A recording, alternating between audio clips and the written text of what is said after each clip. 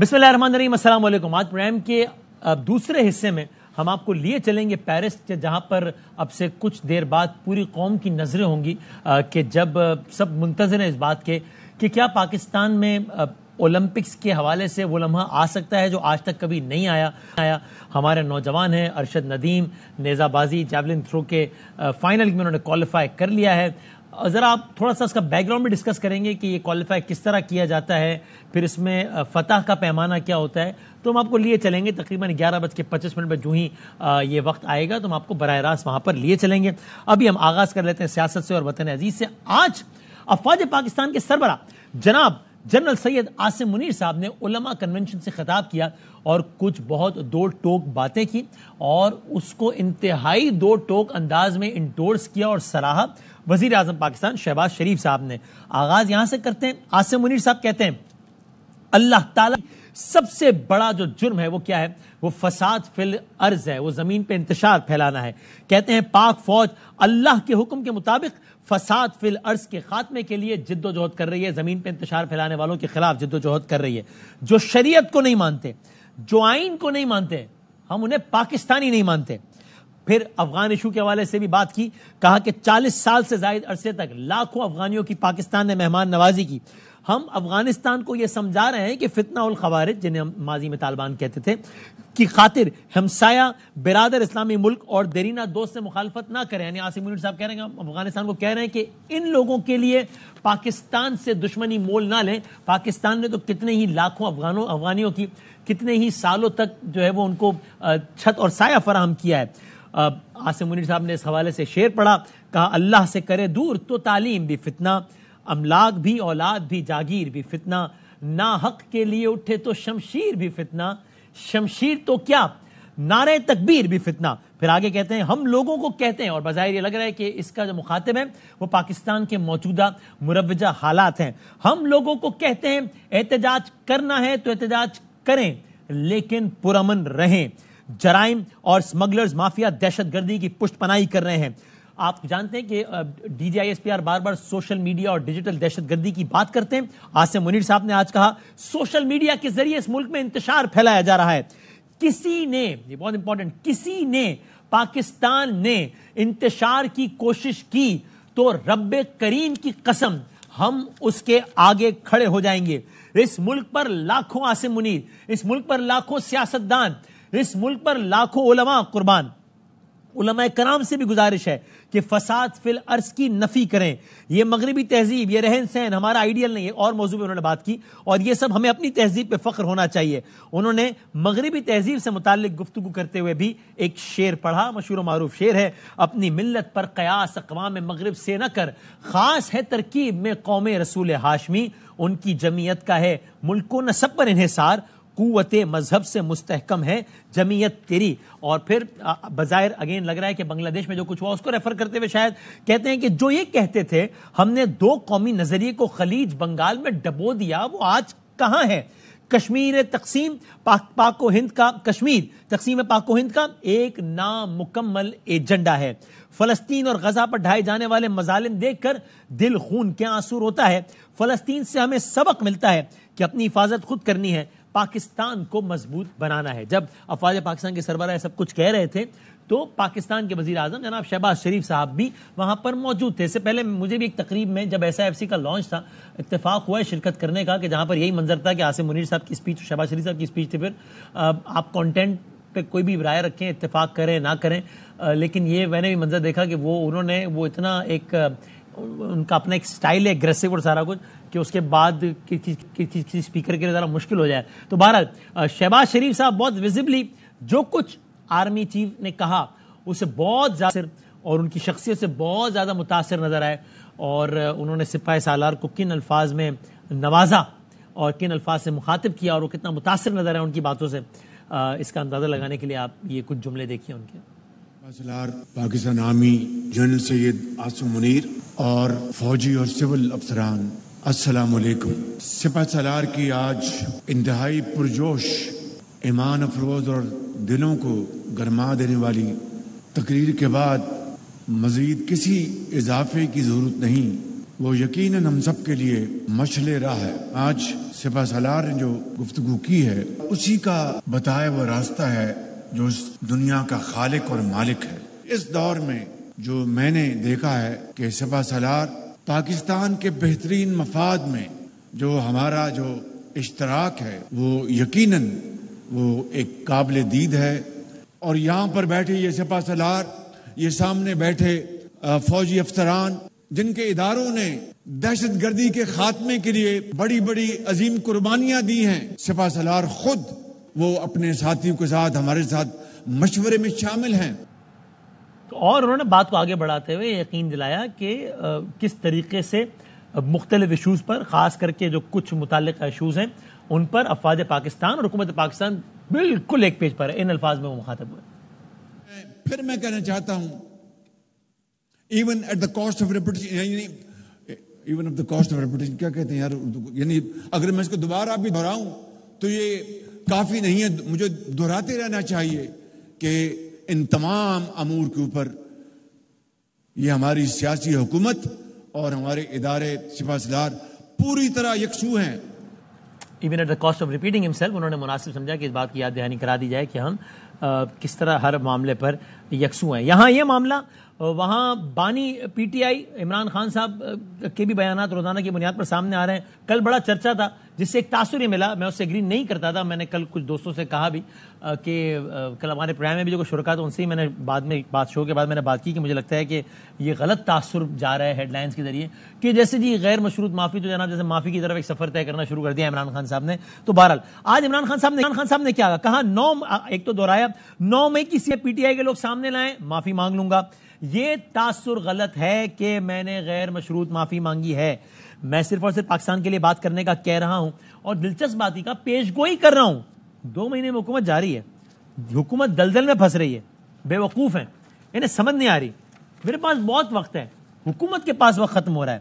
اور پھر انہوں نے اور بھی بہت ساری باتیں کی. ہم ذرا آگے اپنے مہمان کی طرف بڑھتے ہیں اور اس سے پہلے آپ یہ دیکھیے ایک بہت دلچسپ پیش رفت جو اور ہوئی وہ اس متعلق ہے کہ اسی طرح جیل سے ایک روز یہ بیان آیا خان صاحب کا کہ بھائی میں نے یہ کہا، اور رپورٹرز نے اس کو رپورٹ کیا، اور الگ الگ چینلز کی رپورٹ ہے، جی او، سما، یار سب نے، کہ جناب خان صاحب یہ بولے کہ میں نے جی ایچ کیو کے باہر احتجاج کا بالکل میں نے کہا تھا، لیکن میں نے پرامن احتجاج کا کہا تھا.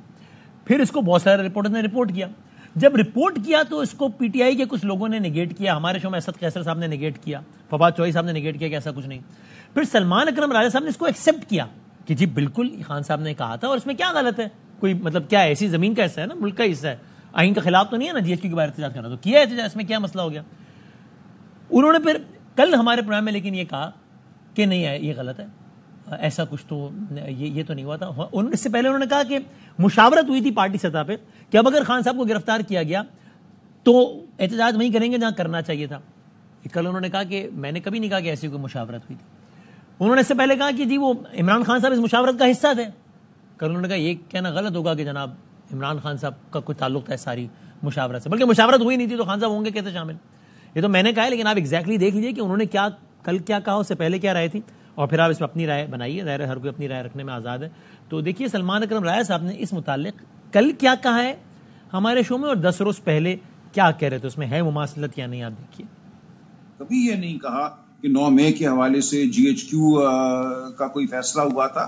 یہ آپ رپورٹر جو کہہ رہے ہیں وہ آپ اس متن سے اگری کرتے ہیں کہ خان صاحب نے ہاں یہ کہا کہ بھائی میں نے کہا تھا جی ایچ کیو کے باہر احتجاج کرنا، کیونکہ بھائی جو گرفتار کرے گا اسی کے سامنے احتجاج کریں گے. جی بالکل، اور اس سے پہلے بھی ان کی ریکارڈ اسٹیٹمنٹس ہیں اس حوالے سے. عمران خان کا اس سے کوئی تعلق نہیں ہے، انہوں نے کہیں کوئی کال نہیں دی کہ جی ایچ کیو کے باہر آؤ یا نہ آؤ. کی مشاورت میں ظاہر ہے عمران خان صاحب بھی شامل ہوں گے. کہا تھا نا کہ جوڈیشل کمپلیکس والے واقعے کے بعد پارٹی میں یہ ڈسکشن ہوئی تھی اور خان صاحب بھی ظاہر اس کا حصہ تھے کہ اب اگر ایسا کچھ ہوا تو پھر جس نے یہ عمل کیا وہیں پہ احتجاج ہوگا. یہ کہا تھا نا آپ نے. خان صاحب اس کا حصہ نہیں تھے. کی مشاورت میں ظاہر ہے عمران خان صاحب بھی شامل ہوں گے. جو پارٹی میں مشاورت ہوئی تھی کہ اب اگر خان کو گرفتار کیا گیا تو جس نے گرفتار کیا پھر وہیں پہ احتجاج ہوگا جہاں ہونا چاہیے. اس مشاورت سے آپ کہہ رہے ہیں خان صاحب بے خبر تھے. جی دیکھیں، میں نے ایسا نہیں کہا کہ کوئی باقاعدہ مشاورت ہوئی، کوئی میٹنگ ہوئی، کوئی کور کمیٹی میں ہوا، ایسا نہیں ہے. زمان پارک کے واقعے اور جوڈیشل کمپلیکس کے واقعے کے بعد میں نے یہی کہا کہ پارٹی میں اس حوالے سے گفتگو ہوئی، مشاورت ہوئی اور یہ اندیا دیا گیا کہ اگر ایسا دوبارہ ہوتا ہے تو احتجاج وہیں ہوگا جہاں ہونا چاہیے. یہ میں نے بات کی. میں نے جو بات کی ہے وہ میں نے ذمہ داری سے کی ہے. میری اپنی سمجھ کے مطابق جو میں نے کہا ہے وہ درست کہا ہے. یہ صورتحال ہے. ہمارے ساتھ عزت مآب acting information secretary Pakistan Tehreek Insaf جناب شعیب شاہین صاحب ہیں کنیکٹڈ. حضور السلام علیکم. السلام علیکم. جی وعلیکم السلام sir, thank you for your time. پہلے تو شعیب صاحب یہ تو بتائیے, وہ کہتے ہیں کہ 2 ماہ میں حکومت جا رہی ہے, یہ شاید خواہش ہو سکتی ہے, لیکن آپ کو واقعی لگتا ہے کہ اگلے 60 دنوں میں اتنا کچھ پلٹ سکتا ہے کہ حکومت چلی جائے؟ اس سے تو دور ہے نا معاملہ بظاہر.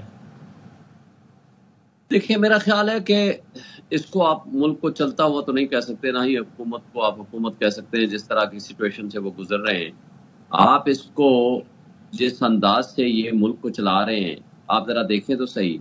آج ایک طرف تو کل جماعت اسلامی سے مذاکرات کر رہے تھے بتلی جو خود ہارے ہوئے تھے, جس میں عطا طارق طارق فضل, اور وہ جا کر کے مذاکرات کر رہے ہیں کہ جناب ہم بل کم کرنے لگے ہیں, جناب بہت ساری باتوں پہ اتفاق ہو گیا, اتفاق ہونا باقی ہے. میں جماعت اسلامی والے دوستوں سے کہتا ہوں کہ آپ ذرا دیکھ لو کہ آج ہی بل بڑھا. یہ ہے ان کی طرز حکمرانی اور طرز حکومت. آج سوزوکی موٹر والوں نے اپنے پلانٹس بند کر دیے ہیں.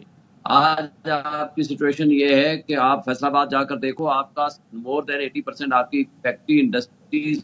چیلنجز تو بہت سارے ہیں, حالات بڑے خراب میں صحیح ہے, لیکن ابھی سیٹ اپ چلا تو رہے نا. یہ سیٹ اپ 2 مہینے میں آپ کو جاتا نظر آتا ہے؟ جی بظاہر تو ایسے لگتا ہے, بظاہر تو ایسا لگتا ہے. اور خان صاحب کی کوئی پیشین کوئی غلط ثابت نہیں ہوئی. آپ دیکھو انہوں نے کہا تھا کہ بھائی نکال, یہ کام کیسے ہو پائے گا پھر؟ ذرا اس کو کھولیے نا اس بات کو, کہ یعنی کیا ایک دن آئے گا شہباز صاحب کہیں گے میں گھر جا رہا ہوں, ریزائن کر دیں گے, کیسے ہوگا یہ کام؟ پہلی بات تو یہ ہے کہ لوگوں کی برداشت سے باہر ہو گیا ہے, لوگوں نے باہر نکل آنا ہے. یہ آپ اگر دیکھ لو نا, یہ 2-3 دن سے جو حسینہ واجد کے بھاگنے کے بعد کی جو ٹرینڈ اس وقت پاکستان میں چل رہا ہے, جس طرح کی یوتھ ان سے نفرت کر رہی ہے, اب اپنے تئیں ایون اف آپ پی ٹی آئی یا ان کی لیڈرشپ کو سائڈ پہ رکھیں, یوتھ جو ہے یا اسٹوڈنٹس جو ہیں جنہوں نے اس وقت وہ اٹھنے لگ گئے ہیں, انہوں نے کہا جی اب ہماری ذمہ داری ہے, بنگلہ دیش کی طرح ہم ان کے خلاف اٹھیں گے. نمبر 1. نمبر 2, آج آدھی سے آبادی جو ہے سطح غربت کی لکیر سے نیچے چلی گئے, جو کم سے کم اپنا صرف 2 وقت کا کھانا بھی نہیں کھا سکتے, اور بجلی کا بل تو دور کی بات ہے کہ وہ جمع کرا سکیں. آج تک جو کر سکتے تھے وہ کر لیا انہوں نے. یہ ایک لاوا بن چکا ہے جس کو صرف پھٹنا ہے. اور ان ایڈیشن ٹو دیٹ, آج اگر یہ اگست کا مہینہ چھٹیاں ہیں ختم ہوتی ہیں, سپٹمبر سے مجھے یہ بتا دیں کہ یا ہمارے ٹریبونل کے کیسز کھلنے ہیں یا سپریم کورٹ میں جوڈیشل کمیشن لگنا ہے. جس دن ہمارے حلقے کھلنے ہیں, ان کٹ پتلیوں نے جو 1-1 لاکھ سے ہارے ہوئے لوگ ہیں, اور جس طرح یہ مسلط کیے گئے ہیں, اور جس طرح حسینہ واجد مسلط ہوئی تھی, آپ اس کی سملیرٹی آپ اٹھا لیں. اگر یہ 2 سے 4 ہفتوں میں وہ بھاگ سکتی ہے, تو یہ لوگ تو ان کی تو نہ کوئی اخلاقی جواز ہے, اور معاشی طور پر ان سے بہت بدتر صورتحال میں ہیں جو بنگلہ دیش کے لوگ رہ رہے ہیں. لیکن ٹھیک ہے تو شعیب صاحب, لیکن وہ ستاروں سے آگے جہاں ابھی اور بھی ہے نا, یعنی فرض کر لیجیے آپ کہہ رہے ہیں کہ خان صاحب کی کوئی پیشگوئی غلط ثابت نہیں ہے, وہ کہہ رہے ہیں 2 مہینے میں حکومت گھر جائے گی, تو ایسا ہو بھی سکتا ہے, ایسا ہو جائے گا, اور ان عوامل کی بنیاد پر عوامی غیظ و غضب اس نہایت پہ پہنچ جائے گا کہ 50-60 دن بعد گھر چلے جائیں گے, گھر جانا پڑے گا انہیں. ایک لمحے کو سمجھ لیں کہ ہو بھی جاتا ہے, چلیں پھر کیا, یعنی پھر کون الیکشن کرائے گا؟ یعنی یہ تو بہت کچھ نہیں ابھی طے ہونا مرحلہ, یعنی اس کیسے ہوگا, پھر کون الیکشن کرائے گا, اس میں الیکشن کمیشن کون ہوگا. آج خان صاحب نے کہا کہ جناب اس سیٹ اپ کے تحت تو الیکشن بھی ہمیں قبول نہیں ہے, یہ پھر دھاندلی کر لیں گے. تو یہ تو بھی بہت سارے مراحل طے نہیں ہونے ابھی. دیکھیں اس میں کوئی شک نہیں, اللہ تعالیٰ جب سبب بناتا ہے, جب عوام کھڑی ہوتی ہے, تو پھر بہت سارے مراحل بیچ میں سے خود بخود حل ہوتے ہیں. آپ نے دیکھا بنگلہ دیش میں وہ فوجی حکومت نے اپنے وہ چند جرنیلوں کو یہ بھی طے کر دیا تھا کہ یہ وزیر خارجہ ہوگا, یہ فلاں ہوگا, یہ فلاں ہوگا. وہ جو پروٹیسٹ کرنے والے لوگوں تھے نا, نہیں بھائی ہم نے آپ کے مسلط کرنے کے لیے آپ کے لیے ہم نے یہ تحریک نہیں چلائی تھی, اور وہ لوگ آئے جو واقعی ٹرو ریپرزینٹیٹو تھے. اور آج آپ نے دیکھا کہ ان لوگوں نے اس فوجی قیادت کو بھی سائڈ پہ کر دیا, انہوں نے کہا نہیں آپ کی حکومت بھی ہمیں قابل قبول نہیں ہے. اور میں یہ سمجھتا ہوں کہ ٹھیک ہے, خان صاحب نے یہ بھی ٹھیک کہا ہے کہ بھائی میرے پاس وقت ہے, آپ کے پاس وقت نہیں ہے. ان کے نیچے سے زمین نکل چکی ہے. کدھر ہے آج نواز شریف جو اپنے آپ کو کہا کرتا تھا, اور سارے ہمارے صحافی بھائی بھی کہتے تھے کہ بس نواز شریف نو آن دیو, لگ پتا جائے گا, لگ کیا پتا کدھر وہ چلا گیا ہے، کیا وہ سمندر میں ہے یا کوئی نواز شریف صاحب منظر عام پہ نہیں ہے. صحیح بات گفتگو فرما رہے ہیں. پی ٹی آئی، یہ جو آپ نے سارے عوامل جو بتائے 2 مہینوں میں اگلے، اس میں سے ایک، ان عوامل میں سے ایک یہ بھی ہوگا کہ P T I long march کرنے کا ارادہ رکھتی ہے، یہ ہے کوئی ٹھوس تجویز اس کی؟ دیکھیں انڈر کنسیڈریشن سارے آسپیکٹس ہیں. اس وقت تو ہم جلسے کر رہے ہیں، 22 تاریخ کو ہم نے اسلام کا جلسہ رکھ دیا ہے اور باقی پنجاب میں ہم جلسے کرنے جا رہے ہیں. اس میں تو کوئی شک نہیں ہے کہ ون آف دی آسپیکٹ ہمارا لانگ مارچ بھی ہے، اور وہ کسی بھی وقت ہم اناؤنس کر سکتے ہیں، 2 دن کے نوٹس پہ، 1 ہفتے کے نوٹس پہ، 4 دن کے نوٹس پہ. ہم اس کے وہ ون آف دی آپشن کے طور پر رکھا ہوا ہے. But it will be decided after consultation with Imran Khan, یا ہماری لیڈرشپ اس میں بیٹھ کے فائنلی ڈیسائیڈ کرے گی. صحیح. اچھا شعیب صاحب مجھے کچھ لمحے دیں اگر آپ پلیز، آپ کہہ رہے ہیں ڈیسائیڈ کریں گے ابھی، ٹھیک ہے. میں ذرا meanwhile Daniyal Chaudhry assembly نون کے of course M N A, ان سے حضور السلام علیکم. السلام علیکم. جی sir thank you for your time. Daniyal sahab, یہ کیا یہ خواجہ آصف صاحب کی بات سے یہ اشارہ ملا کہ شاید خان صاحب کا کیس ملٹری کورٹ کی طرف جا سکتا ہے، ہو رہا ہے ایسا کچھ؟ دیکھیں وسیم بھائی، یہ چیز تو بڑی کلیئر ہے کہ جو احتساب ہے اس میں تو ہونا ہے، اور احتساب میں ہونا کیسے ہے کہ جو لوگ ان چیزوں میں انوالو رہے ہیں پاکستان کو کمزور کرنے میں، وہ لوگ جو پاکستان کی ملٹری کو اٹیک کرنے میں انوالو رہے ہیں، وہ لوگ جو آپ کے اداروں کو کمزور کرنے میں انوالو رہے ہیں، وہ لوگ جو جی ایچ کیو میں حملے میں اور جی ایچ کیو کی تنصیبات کے اوپر حملے کروانے میں انوالو رہے ہیں، ان کا تو ہم ڈے 1 سے یہی کہہ رہے ہیں کہ ان کا احتساب ہوگا. اور وہ احتساب جو ہے جو ملٹری کورٹ میں ہوگا یا سویلین عدالتوں میں ہوگا؟ دیکھیں ابھی تو فی الحال کی اگر بات کریں تو ان کا سویلین عدالتوں میں ہی چل رہا ہے، لیکن آگے جس طرح چیزیں چل رہی ہیں، اگر یہ بیٹھ کے چیزوں کو، معاملات کو حل نہیں کرتے تو یہ پھر اسی طرف ہی جائیں گی.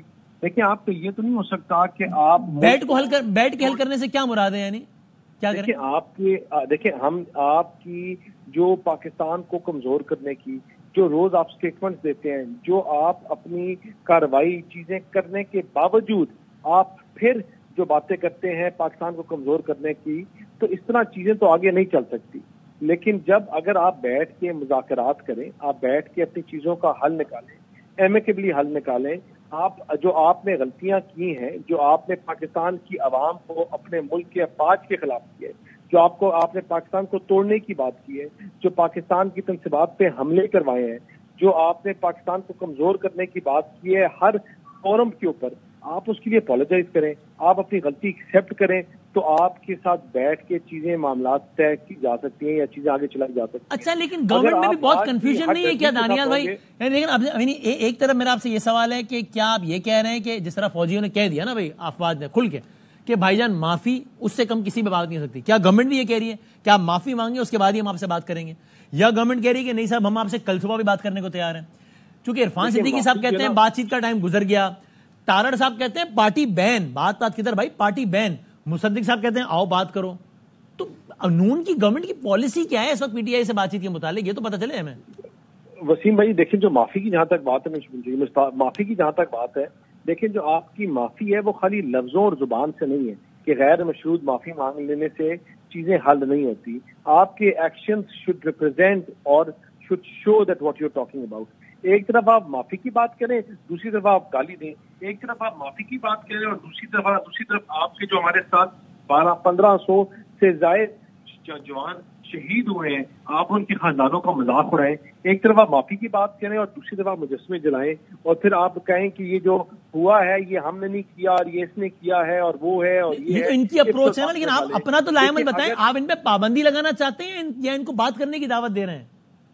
وسیم بھائی ہم کسی جماعت کے اوپر پابندی لگانا نہیں چاہتے، ہم کسی بندے کے اوپر پابندی لگانا نہیں چاہتے. تارڑ صاحب کی پریس کانفرنس سنیں، ہم اس سوچ کے اوپر جو پاکستان کی تقسیم کی بات کرتا ہے، ہم اس سوچ کے اوپر جو مکتی پانے کی بات کرتا ہے، اس سوچ کے اوپر جو آپ کے شیخ مجیب الرحمان کی بات کرتا ہے، اس سوچ کے اوپر جو پاکستان کو توڑنے کی بات کرتا ہے، پاکستان کو کمزور کرنے کی بات کرتا ہے، اس سوچ کو بین کرنے کی بات کرتے ہیں. اگر اس سوچ میں وسیم بادامی صاحب آئیں، دانیال چودھری صاحب آئیں یا عمران خان صاحب آئیں، جو بھی اس سوچ میں آتے ہیں ان کو بین کرنے کی بات کرتے ہیں, اور اس کے بعد اگر اس میں پی ٹی آئی یا کوئی اور جماعت آتی ہے اس ایمبٹ میں تو وہ بھی آگے نہیں چل سکے گی. پاکستان جن بحرانوں سے نکل رہا ہے, اس ملک نے آگے نکلنا ہے, اس ملک نے آگے بڑھنا ہے, اور یہ ملک آگے ایسے ہی بڑھ سکتا ہے کہ آپ کی ایک سوچ کو پانی دیا جائے. اچھا یہ ٹھیک ہے, میں مجھے ذرا پھر شعیب شاہین صاحب سے پوچھنے دیں. پراسپیرٹی کی سوچ مین وائل ابھی وہ ایک سوچ آگے بڑھ سکتی ہے. مجھے شعیب شاہین صاحب سے پوچھنے تھے, مین وائل وہ وہاں پیرس میں وہ ارشد ندیم صاحب تیاری کر رہے ہیں, تو یہاں پہ جو ہے وہ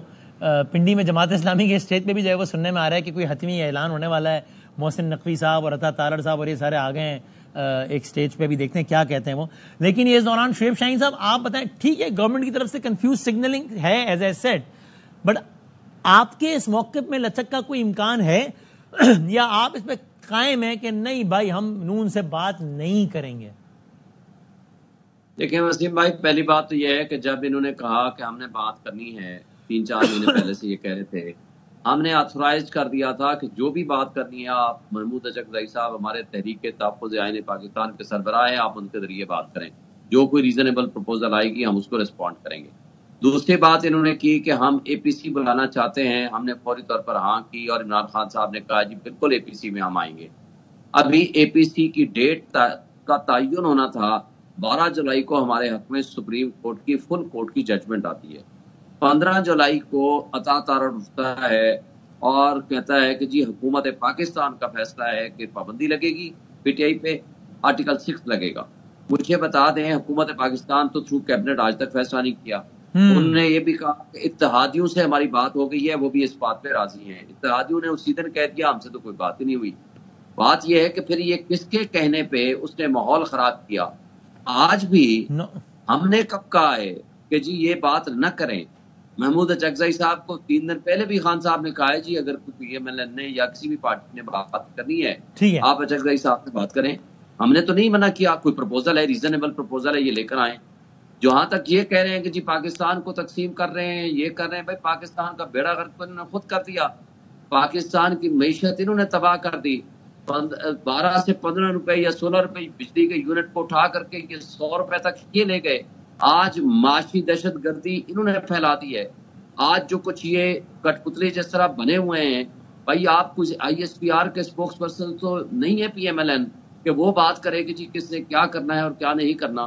بھائی 85% عوام اگر عمران خان کے ساتھ چلیے, حقیقی عوامی نمائندہ اور فیڈریشن کی علامت آج عمران خان. ٹھیک ہے. اچھا آپ نے یعنی مذاکرات سے متعلق کہہ دیا, اور ٹھیک ہے اس بحث کو ہم کبھی آگے بڑھائیں گے پھر, کہ ہم نے جب اچکزئی صاحب نامزد کیے ہوئے تو کریں ان سے بات آگے اگر کرنا چاہتے. فی الحال کے لیے مجھے شکریہ ادا کرنا ہے دونوں مہمانوں کا, دانیال صاحب اور شعیب شاہین صاحب, بہت بہت شکریہ آپ کا.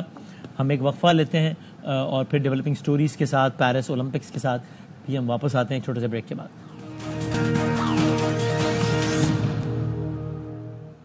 خوش آمدید. جہاں پنڈی سے خبر آ رہی ہے کہ وہاں پر جماعت اسلامی اور حکومت کے مذاکرات ذرائع کے مطابق کامیابی کی جانب گامزن ہیں, وہاں اس وقت پوری قوم کو زیادہ جو امیدیں ہیں, زیادہ بہت دعائیں ہیں, وہ سب کی پیرس کی جانب ہے, جہاں پر اولمپکس کے مقابلے ہو رہے ہیں. ظاہر دنیا کا سب سے بڑا مقابلوں کا ایونٹ ہوتا ہے, ہر 4 سال میں ایک مرتبہ ہوتا ہے. پاکستان نے آج تک اولمپکس کی تاریخ میں انڈیویجول حیثیت میں کبھی کوئی گولڈ میڈل نہیں جیتا ہے. اگر اب سے کچھ دیر بعد اللہ کرے کہ ایسا ہو گیا تو یہ تاریخ میں پہلی مرتبہ ہوگا. ایونٹ ہم نے ٹیم کے طور پہ 3 مرتبہ گولڈ کے میڈلز جیتے ہیں, سب ہاکی کی ٹیم نے جیتے ہیں. لیکن یہ بھی ستم ہے کہ پچھلے 3 اولمپکس میں ہاکی کی ٹیم کوالیفائی نہیں کر پائی ہے اولمپکس کے لیے. یہ بھی ایک الگ داستان ہے. بہرحال جیولن تھرو نیزہ بازی کا مقابلہ ہے اور اس میں 12 کھلاڑی فائنل ہوئے ہیں. اس میں ایک پاکستان کے ارشد ندیم ہے. تھروز پھینکنے کا آغاز ہو گیا ہے.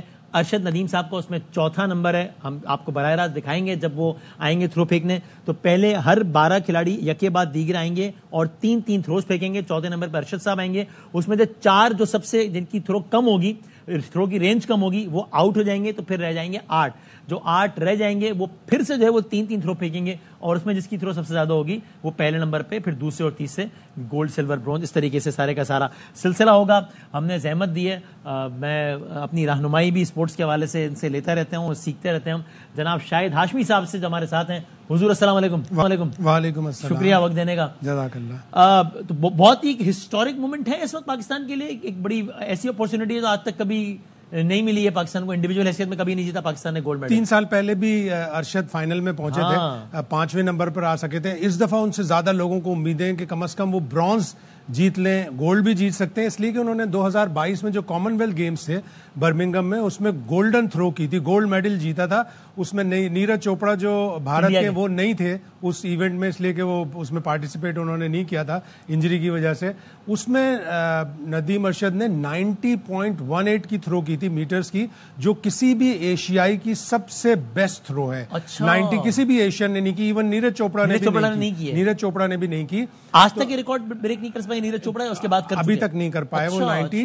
तो 90.18 करने वाले हैं, तो उनसे अगर एक थ्रो अच्छी हो गई और वो भी सेकेंड राउंड में, तो समझे कि गोल्ड पक्का है। वो गोल्ड भी जीत सकते हैं, सिल्वर भी जीत सकते हैं, ब्रॉन्ज भी, उनकी थ्रो के ऊपर डिपेंड करता है। और मुकाबले इसमें एंडरसन पीटरसन उनके मुकाबले ने 88.64 किया था, जिसमें उन्होंने गोल्डन थ्रो किया। बिल्कुल। अच्छा, ये आज तक गोल्ड मेडल नहीं जीता कोई पाकिस्तानी इंडिविजुअल हैसियत में? दूसरे या तीसरे नंबर पे भी कोई पाकिस्तानी इंडिविजुअल हैसियत में नहीं आया, या वो आ चुका है? तीन ब्रॉन्ज पाकिस्तान ने 2 जीते हैं। 1960 में हमारे रेसलर थे मोहम्मद बशीर, उन्होंने जीता था 1960 रोम ओलंपिक्स में रेसलिंग में, और 1988 सोल ओलंपिक्स में हुसैन शाह ने जीता था बॉक्सिंग में। ये 2 हमारे ब्रॉन्ज हैं। उसके अलावा हमने कभी कोई इंडिविजुअल मेडल नहीं जीता। हॉकी में भी हमारा आखिरी मेडल 1992 में ब्रॉन्ज मेडल था बार्सिलोना में, लेकिन इत्तेफाक से दिलचस्प बात यह कि वो भी 8 अगस्त था और आज भी 8 अगस्त। ओहो, अच्छा। तो क्या अरशद नदीम साहब ने थ्रो का आगाज अभी कर दिया या अभी नहीं हुआ है? जरा मुझे बताइएगा। अच्छा, थ्रो का आगाज कर दिया और पहली बारी में थ्रो नहीं कर सके, मतलब रॉन्ग थ्रो हो गई। हाँ, रॉन्ग थ्रो हो गई, जो फुट फॉल्ट हो जाता है, कोई ऐसा मसला नहीं है। 3 चांस है उनके पास। अब टोक्यो में भी उनसे 1 फुट फॉल्ट हुआ था और वो डिस्क्वालीफाई हो गई थी वो थ्रो। अगली 2 उन्होंने बहुत अच्छी की थी, तो देख के करना पड़ेगा, इसलिए कि इन सारी चीजों का ख्याल रखना पड़ता है। तो पहली थ्रो नहीं हो सकी, अभी ये दूसरी थ्रो हम क्या बराह रास्त दिखा रहे हैं क्या अभी हम इस वक्त? अब लोगों को जरा अपडेट भी करते हैं, बताइएगा हमें कि क्या हम। अच्छा, दूसरी थ्रो में थोड़ा टाइम लगेगा, बाकी लोग भी करेंगे ना अपनी पहली जाहिर सब एक के बाद तो फिर अब नंबर आने में टाइम लगेगा। ठीक, ये ऐसा मुकाबला है वसीम के जिसमें आप कह सकते हैं कि पुरानी थ्रो चल रही है, गरीब का बच्चा वर्सेस अमीर के बच्चे। हम गरीब के बच्चे हैं, बेचारे की 3 हफ्ते की ट्रेनिंग सिर्फ साउथ अफ्रीका में हुई है। वो कोच जिससे साउथ अफ्रीका में नीरज चोपड़ा, सॉरी बात कर, नीरज चोपड़ा आ गए लाइव, वो भी जो इंडिया के जो है नीरज चोपड़ा, वो जरा देख लेते हैं, फिर शायद भाई से एक ऐसे एक मुकाबले में जब नीरज चोपड़ा का कि अगर से मध्य मुकाबले होते हैं, लेकिन दोनों की बहुत अच्छे एक जाती ताल्लुक भी है। अगर हम वो दिखा सकें कि वो अरशद नदीम बड़ा, उन्होंने एक मुकाबले में जब नीरज चोपड़ा नहीं थे, जिसका शाहिद भाई ने भी तस्करा किया, तो वह बहुत अच्छे अल्फाज में नीरज चोपड़ा को याद किया और कहा कि मैं उन्हें बड़ा मिस करता हूँ। दिखा सके वो क्लिप दिखाएगा, दिखा सकें कि जब नीरज चोपड़ा की वालदा ने जो है वो बड़े अच्छे अल्फाज कहे नीरज चोपड़ा से मुताल्लिक और ये अरशद नदीम से मुताल्लिक, अगर वो क्लिप भी दिखा सके तो वो दिखाइएगा जरा। खिलाड़ी है, सारे खेलने वाले हैं, कोई न कोई तो जीत करेगा। उसमें पाकिस्तान के रियाड़े कोई बात नहीं। पाकिस्तान का जीता उसकी भी बड़ी खुशी थी, नीरज जीता इसकी भी बड़ी खुशी है। जनाब, सभी मुकाबला जारी। हमारे साथ हैं रशीद अहमद साकी साहब, हैं जी कंट्रोल रूम। अच्छा जी, तो कोच हैं जो अरशद नदीम साहब के, रशीद अहमद साकी साहब, वो हमारे साथ हैं। हुजूर अस्सलाम वालेकुम। वालेकुम अस्सलाम जनाब बदामी साहब, क्या हाल है? जनाब अल्हम्दुलिल्लाह। कोच अरशद नदीम साहब के रशीद साकी साहब, क्या थोड़े से डिसअपॉइंटेड है? पहली थ्रो नहीं हो सकी, अगर से 2 चांसेस हैं अभी, लेकिन क्या 2 चांसेस हैं इंशाल्लाह। चोपड़ा की जो पहली थ्रो जो फाउल होगी ना, सॉरी क्या कह रहे हैं? चोपड़ा की भी पहली थ्रो नहीं हुई, हाँ, तो उसकी भी पहली थ्रो फाउल होगी। इसका जो पिंचिंग पॉइंट था उधर पैर आ गया उसका। तो ये तो इंशाल्लाह की 3 थ्रो करनी है पहले इन्होंने, जो फिर इससे क्वालिफाई कर जाएगा ना, जिसकी ज्यादा थ्रो होगी, फिर 6 खिलाड़ी फाइनल में आएंगे, उनको जो फाइनल में पहुंचेंगे उनको 6 थ्रो करनी पड़ेगी। हाँ, तो पहली थ्रो नीरज चोपड़ा की भी नहीं हो सकी और अरशद नदीम की भी नहीं हुई, लेकिन आप मुतमईन है कि इंशाल्लाह अगली थ्रो में कुछ? नहीं, इंशाल्लाह ये 90 प्लस करेगा इंशाल्लाह, अल्लाह करे इंशाल्लाह। अभी शाहिद हाशमी साहब हमारे साथ वही बात कर रहे थे, प्लीज हमारे साथ रहिएगा। अरशद अहमद साकी साहब, आप कह रहे थे कि ये अगरचे अरशद नदीम ने यहाँ तक क्वालिफाई कर लिया है, लेकिन वो जो सहूलियात उनको मैसर है बमुकाबला वो सहूलियात जो उनके बाकी लोगों जिनके उनका मुकाबला है उनको मैसर है, इसमें आप कह रहे थे कोई मैच ही नहीं है, कोई मुकाबला ही नहीं है? ऐसे ही कोई मुकाबला नहीं है। 60 दिन नीरज चोपड़ा ने फिनलैंड, जर्मनी और तुर्की में پریکٹس کی ہے اولمپکس میں آنے سے پہلے, اور اس کے پاس 5 سال سے وہی جرمن کوچ ہے. وہ بیسیکلی کوچ بھی نہیں ہے, وہ ہیومن باڈی ایکسپرٹ ہے جو بتاتا ہے آپ کو موومنٹ کس طرح کرنی ہے, پیر آپ نے کس طرح چلانا ہے, ہپ کس طرح موڑنا ہے, فالو تھرو میں آپ نے دونوں ہاتھ گر کر زمین پہ کس طرح لگانے ہیں, کیسی ٹریجیکٹری ہوگی, کیسی ویلوسٹی ہوگی. تو یہ تو غریب کا بچہ ورسز امیر کے بچے, یہ مقابلہ ہے. تو یعنی یہاں تک پہنچ جانا بھی کسی یہ بھی بہت بڑے کمال کی بات ہے کہ 2 اولمپکس میں اس نے فائنل راؤنڈز کے لیے, پہلے تو اولمپکس کے لیے کوالیفائی کیا, پھر فائنل راؤنڈ میں پہنچا. تو یہ ندیم ارشد کی بہت بڑی کامیابی ہے. ہمیں اس کو زیادہ سے زیادہ سپورٹ کرنا چاہیے تھا, لیکن صرف 3 ہفتے کی ٹریننگ کوئی ٹریننگ نہیں ہوتی. رشید صاحب, یہ بات ہے کہ مطلب بڑا چیلنجنگ ہے کہ یعنی ایک طرف باقی جن لوگوں سے مقابلہ ہے ان کو ورلڈ کلاس فیسلٹیز اور اس میں جو ہے وہ یہاں تک پہنچنا, تو یہ سیلف آپ لوگ جو ہے وہ بڑے خراج تحسین کے لائق ہیں, آپ اور آف کورس ارشد ندیم صاحب. یہ جو ہمارے اسپورٹس کے کابرین ہے نا, یہ تو ان کی سوچ ہے نا, پتہ نہیں انہوں نے ایتھلیٹکس کو کیا سمجھا ہوا ہے. وہ زیادہ ان کی توجہ جو ہے کرکٹ کی طرف ہے. تو اس کرکٹ کے علاوہ بھی اور بھی گیمز ہیں, ایتھلیٹکس ہے, اگر اس کو سپورٹ کریں تو ماشاءاللہ پاکستان دیا تو چھوٹا سا شہر ہے, اس میں نیشنل اور انٹرنیشنل لیول کے کھلاڑی ہیں. تو اگر میاں چلو سے نکل سکتے ہیں تو سارے پاکستان سے کیوں نہیں نکل سکتے؟ ٹھیک بات ہے, صحیح بات ہے. سارے پاکستان میں مگر ان کو ڈھونڈنا پڑتا ہے, وہ کوشش کرنی پڑتی ہے. اس کے لیے نیت کا خالص ہونا چاہیے. نیت میں اخلاص ہوگا تو کھلاڑی نکل آئیں گے. یہ تو ہیرے پڑے ہوئے ہیں زمین میں, مٹی میں پڑے ہوئے ہیں, ان کو ڈھونڈنا پڑتا ہے, ڈھونڈ کے پھر ان کو پالش کرنا پڑتا ہے, تو پھر یہ آگے نکلتے ہیں. اور ڈھونڈے کون؟ صحیح بات ہے, ڈھونڈنا پڑے گا انشاءاللہ. صحیح بات. اچھا, تو ابھی یہ رشید صاحب یہ سمجھائے گا کہ یہ جو پہلی تھرو جو مس ہوئی, یعنی کہ یہ جو 3 تھروز کریں گے اس میں سے جو بھی بیسٹ ہوگی سب سے وہی کاؤنٹ ہوگی, تو یہ اسی طرح ہے نہیں؟ ہاں بالکل, ایسی جو تھرو بیسٹ ہوتی ہے وہی کاؤنٹ ہوتی ہے نا. سو اگر اگلی 2 تھرو اچھی ہو جائیں تو پھر یہ 1 تھرو نہ ہو سکنا یہ ارریلیونٹ ہے, اس کا کوئی نہیں, یہ کوئی ایسے مسئلہ نہیں ہے, ہو جاتا ہے. جیولن میں ایسے ہو جاتا ہے, اگر 2 بھی تھرو مس ہو جائیں تو ایک تیسری نکل سکتی ہے. ایک آپشن پھر بھی ہے. سو کیا شاہد ہاشمی صاحب آپ کو کچھ ہیں امیدیں انشاءاللہ؟ اپنا فٹ اگر پراپرلی وہ کریں, اپنا رن اپ پراپرلی فالو تھرو میں صحیح جائیں تو جیولن صحیح پھینک سکتے ہیں. 1 تھرو کی بات ہے, 1 تھرو اگر کر دیں 87 88 کی تو اگلے راؤنڈ میں پہنچ جائیں گے. پھر اگلے راؤنڈ میں تھوڑا ٹائم بھی ملتا ہے آپ کو, آپ تھوڑا اپنی باڈی کو اسٹریچ وغیرہ کرتے ہیں, تھوڑا سنتے ہیں کوچ کی بات جا کے, تو تھوڑی بہت امپروومنٹ تو آتی ہے, آئے گی انشاءاللہ. آپ کا رشید صاحب تقریباً کتنا عرصہ آپ کا ساتھ رہا ہے ارشد صاحب کے بارے میں؟ ارشد صاحب کے ساتھ تھوڑا بتائیے ان کے بارے میں. میرے 2011 سے 2015 تک میرے پاس رہا ہے. میں ابھی جونیئر تھا, 14 سال کا تھا جب یہ میرے پاس آیا تھا. تو میں پنجاب ایتھلیٹک فیڈریشن کا ممبر ہوں نا, تو میاں ضلع خانیوال کا میں ایتھلیٹک فیڈریشن کا صدر ہوں. تو میں نے ایونٹ کروائے تھے ادھر جونیئر کے لڑکوں کے, تو یہ ادھر میں ٹریس ہوا تھا. اچھا. تو ادھر پھر میں نے اس کے لمبا قد اور لمبے بازو دیکھ کے میں نے یہ سوچا, میں نے کہا یہ لڑکا عالمی مقابلے میں پاکستان کی حصہ لے سکتا ہے اور پاکستان کا نام اجاگر کرے گا. تو پھر اس کے بعد 15 تک یہ میرے پاس رہا, پنجاب ون کیا, پھر لیسکو میں چلا گیا. تو اس کے بعد اس نے لیسکو وابڈا کو ون کیا, پھر پاکستان کو ون کیا, اور بڑی جلدی یہ 5-5 10-10 میٹر آگے چلتا رہا.